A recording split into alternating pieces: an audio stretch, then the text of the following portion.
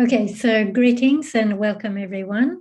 We will start as usual with Refuge, Bodhicitta, and then Gandhi Lagema, and then we will start straight away with the text from where we stopped last time.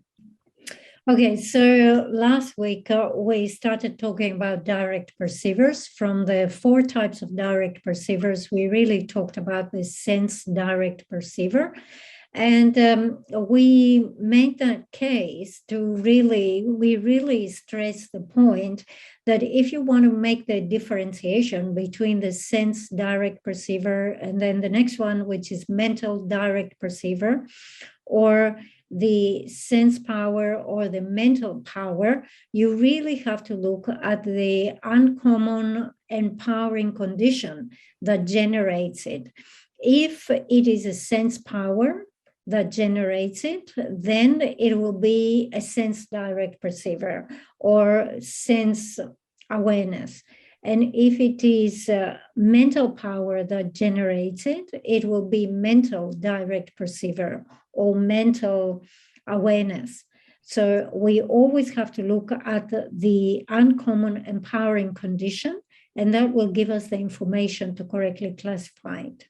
So we have talked about awareness, such as, for example, the eye awareness or consciousness, eye consciousness, ear consciousness, nose consciousness, taste consciousness, physical consciousness.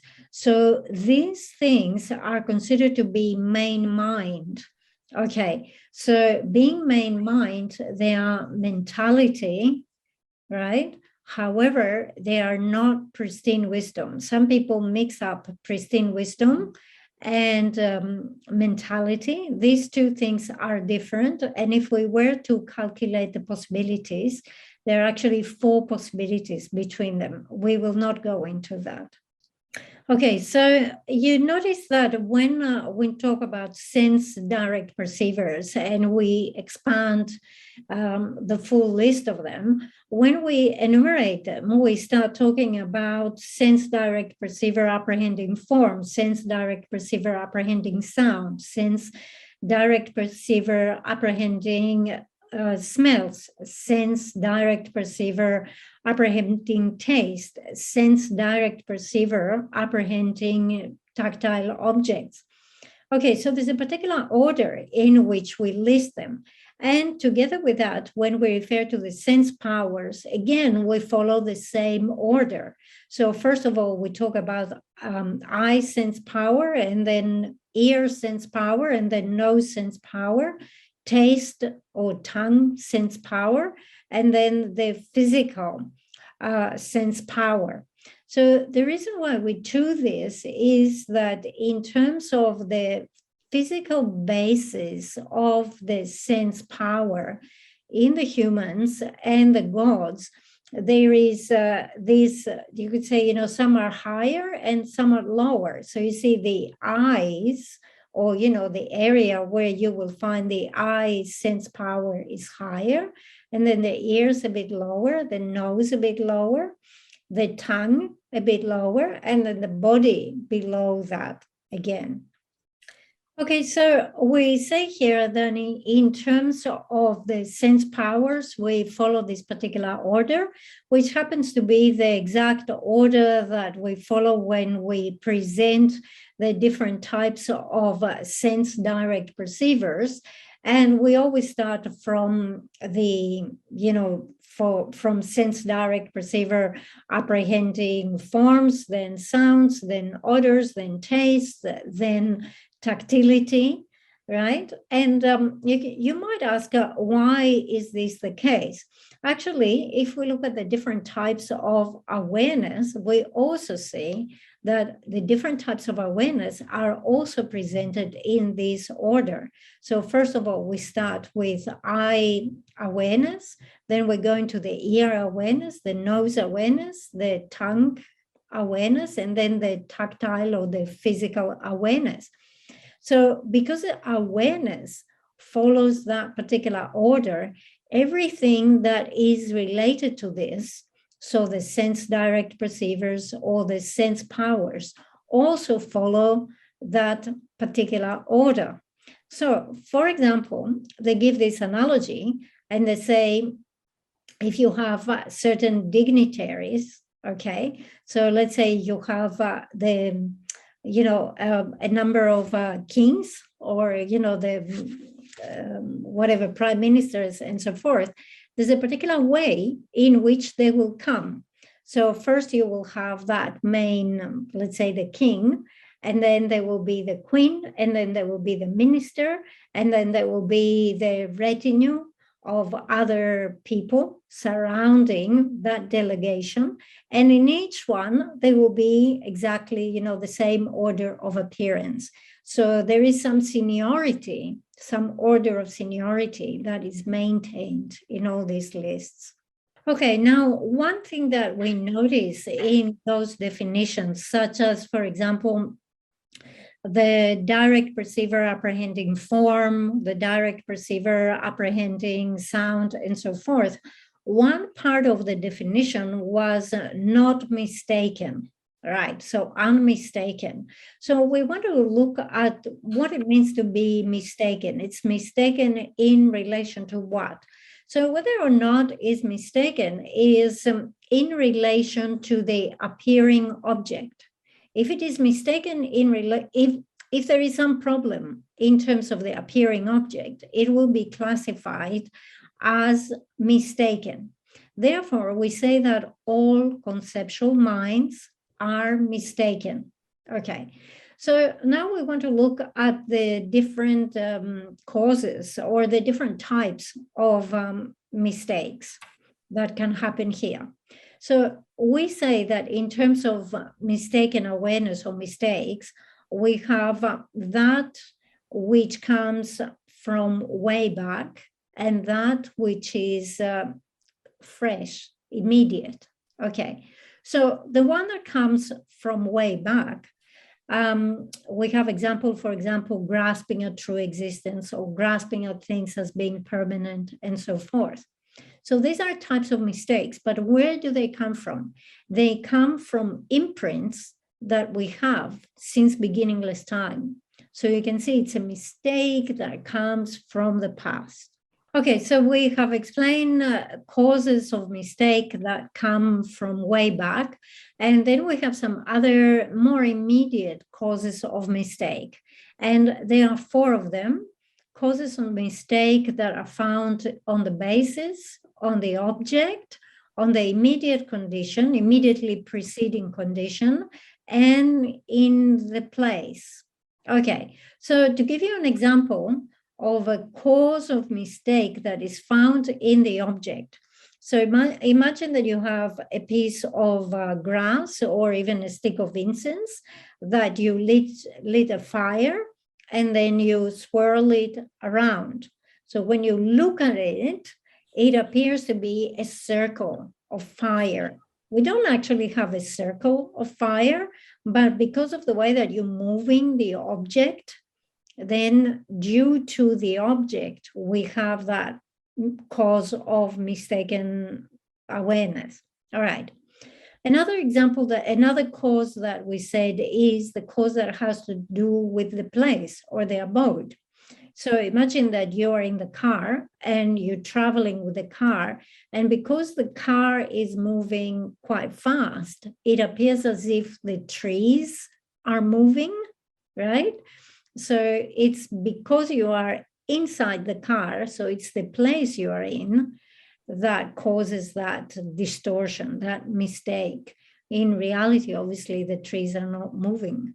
Okay, we have more causes that can cause a mistake, and one of them is the basis. So when we talk about the basis, we talk about the sense power.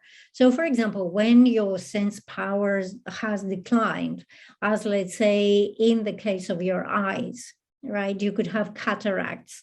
And when that happens, you can see different things. It looks like almost like hairs falling, or like black shadows in the eye and so forth, all right? So this is due to the decline of the basis. The basis here is the sense power. And also when we talk about the sense power, this can be classified as the fourth cause of mistake, which is the immediate preceding condition.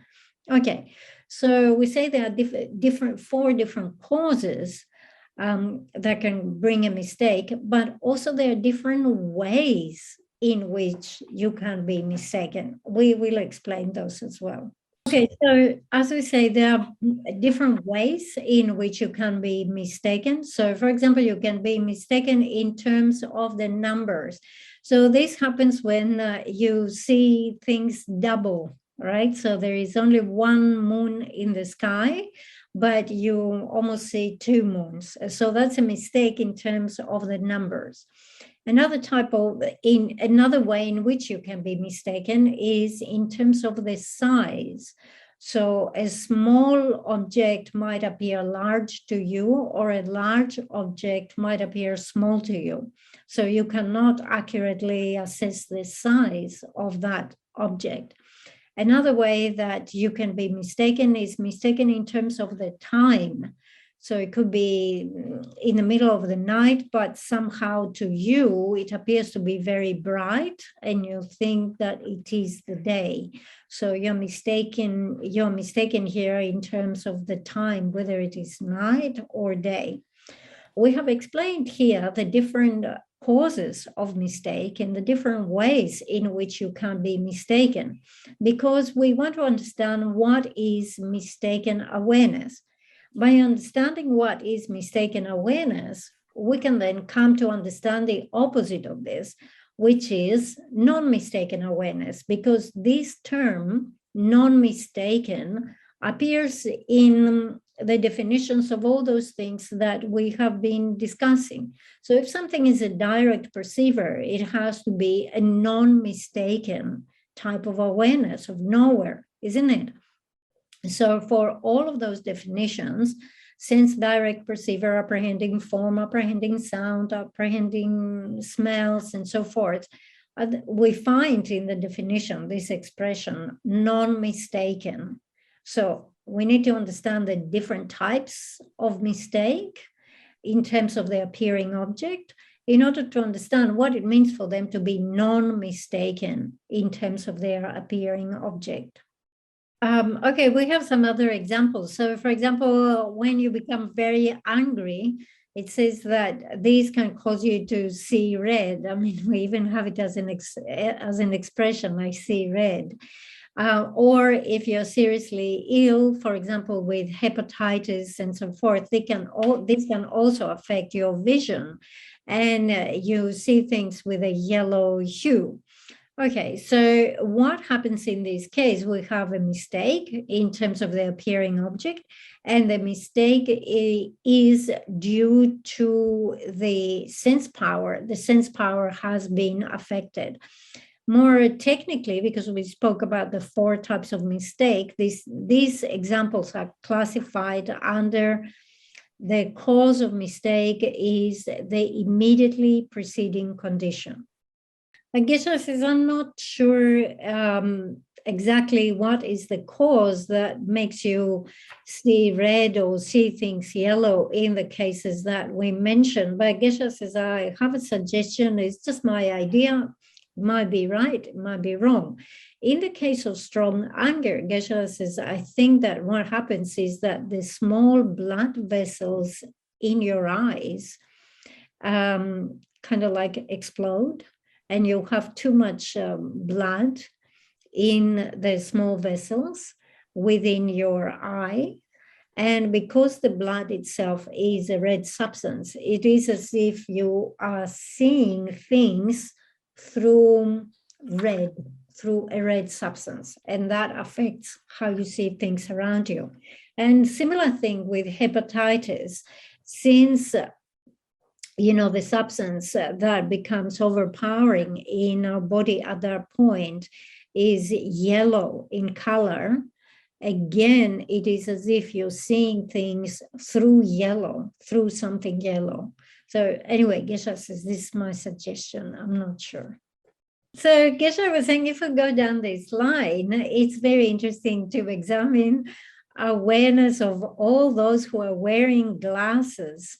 Okay, because Geshe was saying we might come to the conclusion that glass wearing awareness it must be mistaken, because when you're wearing glasses, whether it is something like polarizing glasses, like sunglasses and so forth, you could have colored lenses, like, blue tinted lenses and so forth. We can have all sorts of colors. Or if they're not this type of lenses, even if they are like reading glasses and so forth, there is a certain power in the lens. So in the case of reading glasses or long distance glasses, the lens is there, the power of the lens is there to magnify the object, isn't it? So you're actually changing the size of the object in order to see it. Or in the case of tinted glasses, you are not actually perceiving the exact color of the object. I'm not saying that the object will appear completely blue or completely yellow or what have you. However, the sunglasses are there to slightly change how they filter the light. So Geshe was saying, just as we said before, that anger, you become very angry, your blood pressure goes up, there's too much blood in the vessels in your eyes. That makes you see things red, and that is classified as mistaken awareness. Geshe says, I am afraid we might have to say that all those who are wearing glasses have mistaken awareness. And hopefully not the whole audience will become angry.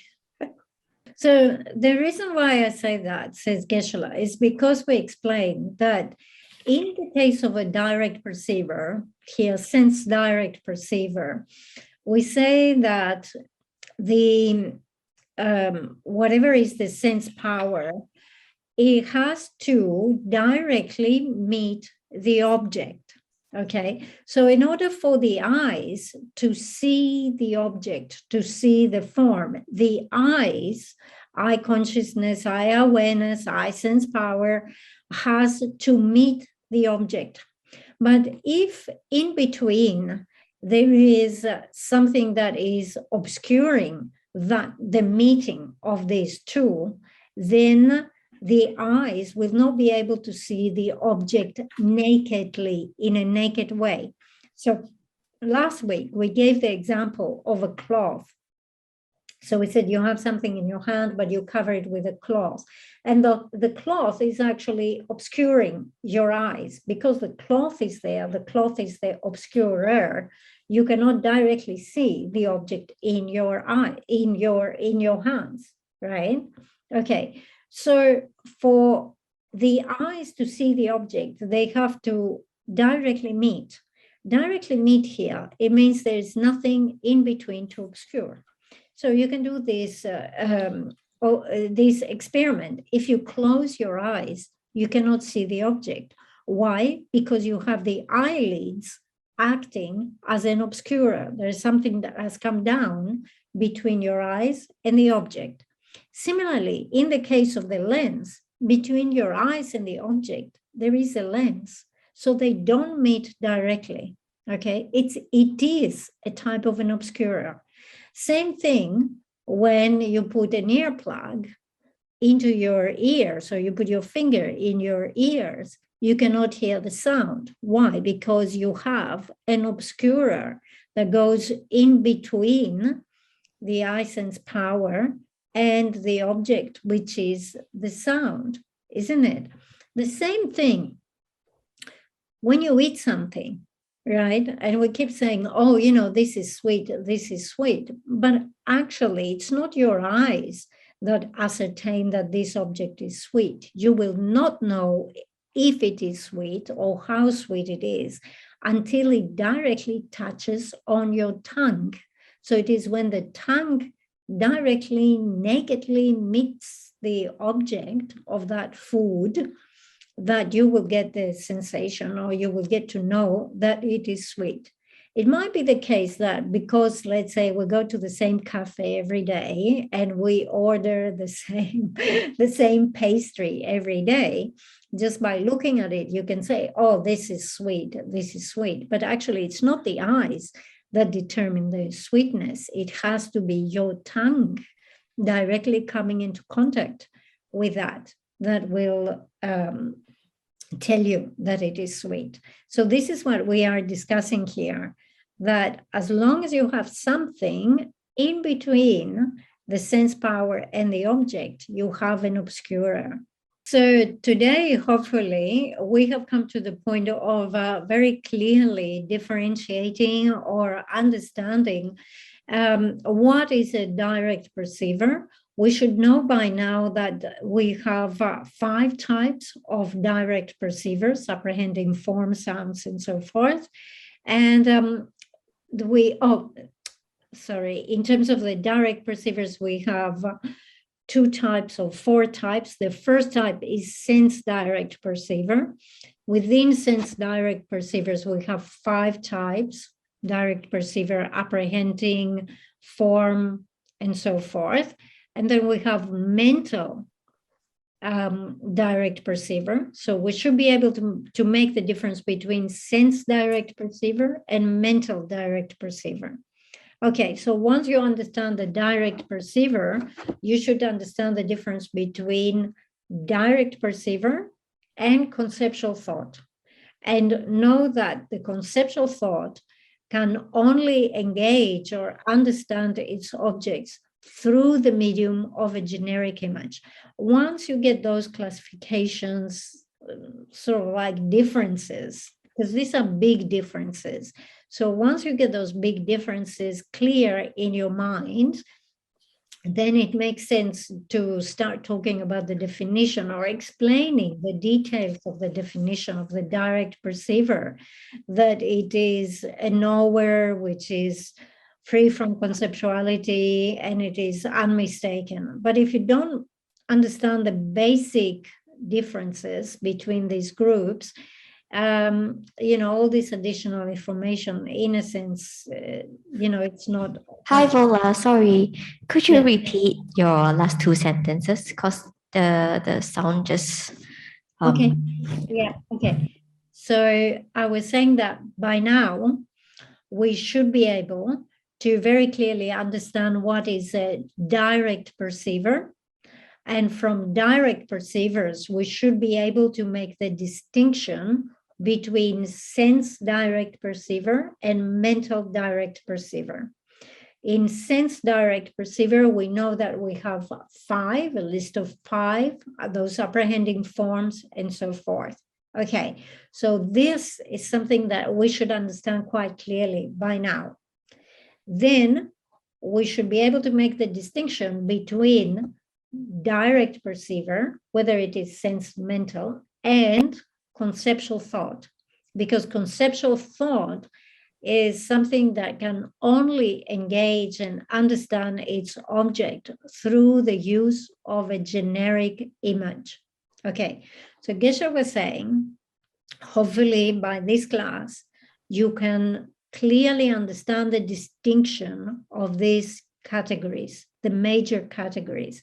Because if by now you don't understand this distinction, when we go ahead and we discuss, the details, so what does it mean to be non-mistaken, what does it mean to be non-conceptual, and so on and so forth, all of this is kind of like lost. You will not be able to appreciate it. Anyway, we will talk more and more about those issues. We will keep discussing this, and hopefully they will become even more understood more clearly. But by now, you should understand the main differences. Sometimes they give the following 2 examples. They say the sense power, the sense direct perceiver is like a really dull person, whilst conceptual mind is like a really smart person. Why do we say this? Because conceptual mind is actually analyzing and is telling you, this is long, this is short, this is blue, this is yellow, this is good, this is bad. So conceptual mind is able to do analysis and give you a lot of information, like it can think, right? Conceptual mind is thinking. Whilst the sense direct perceiver, for example, the eyes, all they can do is to see the form. And once they see the form, that's the beginning and the end of their function. They're not thinking. They're not analyzing. They're not telling you this is long, this is short, this is blue, this is yellow. They just see the form. So keep in mind this analogy. One is really dumb, the other one is really smart. And hopefully you understand a bit of the difference in their function. Okay, so I think it's about time we put an end into the presentation of the sense direct perceivers. Otherwise, we keep talking about them for on and on and on and on. So from the 4 types of direct perceivers, we have explained the sense direct perceivers. Let's move into the second one, which is mental direct perceiver. Okay, in terms of mental direct perceivers, we have a classification of 2. Mental direct perceivers indicated in this occasion and mental direct perceivers not indicated in this occasion. So indicated in this occasion refers to whatever the text mentions. Okay, this occasion is this specific text. So this specific text gives you a presentation, or it refers to certain types of mental direct perceivers. But there are other types of mental direct perceivers that are not taught. They're not mentioned in this text. Okay, so as we say we have mental direct perceivers indicated in this occasion, in this case, which are all those who have a focal condition, focal object condition, and there are others that are not indicated in this case. So this can actually refer to things such as knowing the minds of other sentient beings and so forth. So it refers to the 5 different types of higher perception, different types of clairvoyance that you can have, and so forth. There are 3 ways of explaining those. And if we can, if we can explain this, if we can present this, you will come to understand the mental direct perceivers taught in this case. Okay, so as we say, there are 3 ways that we can explain. Actually, we can explain the production of mental direct perceivers. The first one is called alternating production. The second one is called production in 3 modes. And the third one is called production only at the end of the continuum. Okay, so these 3 different ways of production are actually advocated or presented by different scholars. The first one, which is the alternating production, is presented by Acharya Gen Kempo. The second one, which is production by 3 ways, is presented by the Indian master Shankar Acharya. And the last one, which is production at the end of the continuum, is presented by Master Chok. Okay, so actually our system, which is like the presentation according to Jerimboche, Kedrubje, and so forth, is accepting the last mode of production, which is production only at the end of the continuum. Okay, so although we have already said that our system is to accept the last one, the third, if we explain all 3, this will actually give you a better understanding of the third one. So we start with the first one, which is alternating production. So alternating production says that in order to have mental direct perception, this thing cannot be generated on its own. So prior to that, you must have sense direct perception. Let's say sense direct perception apprehending form. The first moment of sense direct perception apprehending form. This will be followed by the first moment of mental direct perception apprehending form. Okay, and then this will be followed by the second moment of sense direct perception apprehending form, which then will be followed by the second moment of mental direct perception. So you can see they are alternating. One, which is sense direct perception, is followed by a mental direct perception, followed by sense, followed by mental, followed by sense, followed by mental direct perception. Okay, so this is the system. So you can see they're alternating one after the other, but they intersperse, right? And this is the system of generation that is given by Master Gen Kempo. We come now to the second mode of production of mental direct perceiver that is given by the Indian master Shankar Acharya. Okay, so it is called the three modes of production. Okay, so actually here we have three things generated. We have the first moment of sense direct perceiver apprehending form, followed by the second moment of mental direct perceiver. And at the same time, we have self-knower that experiences both of these two. So we actually have three things together. And this is why it is called a production in terms of the three modes of the three types. We have three things that are generated. First is the sense direct perceiver, immediately followed by the mental direct perceiver. And then we have the self-knower that experiences these two together. We haven't studied the self-knower so far. It will be the next subject. After the mental direct perceivers, we will do self-knowers, but just know that it's a type of awareness that experiences these two. So you can see, because of he's describing this particular way of generation, it is called generation in the three-mode production.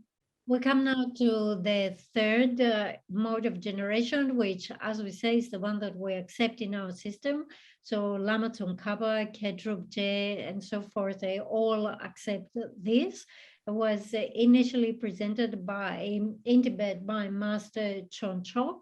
And as we say, most of the scholars and masters accept this way.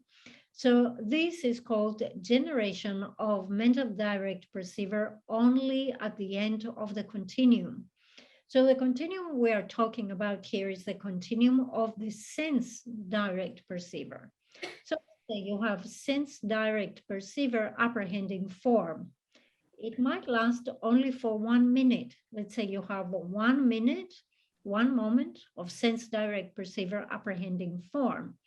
And as soon as that sense direct perceiver ceases, as soon as it stops, at that moment, a mental direct perceiver is generated. So please note, we're not saying that the mental direct perceiver is generated after the sense direct perceiver has stopped. We say the moment it stops, the mental one is generated. Okay, now, when we generate sense direct perceiver, let's say apprehending form, it's not always the case that you just have 1 moment. Actually, you might have a continuum. So you might have a sequence of uninterrupted moments. First moment, second moment, third moment, fourth moment, fifth moment. Let's say it only lasts for 5 moments. And when you have generated the fifth moment of sense direct perceiver apprehending form, it might stop there. As it stops, together with that stopping, you generate the mental direct perceiver that is related to that, okay? So as long as you have an uninterrupted continuum of however many moments of sense direct perceiver, it could be not one moment, talking continuum. It could be 2, 3, 4, 5, 100, however many. As long as they are uninterrupted, you have a continuum. There comes a point where it stops, it ceases. So as it stops, at that moment, we generate the mental direct perceiver related to that sense direct perceiver.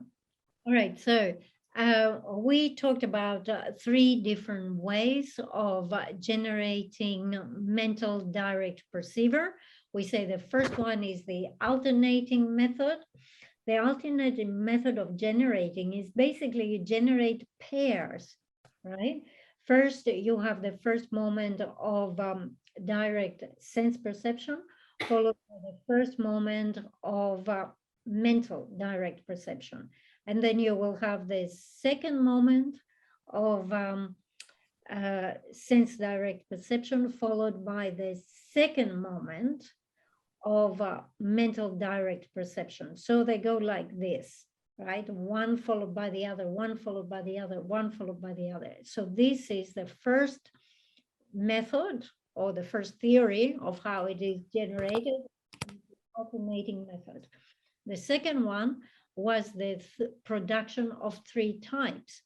Again, in production of 3 types, we notice that the sense direct perceiver is generated first. Actually, we must have 2 moments of sense direct perceiver. And then following that, we have the mental direct perceiver.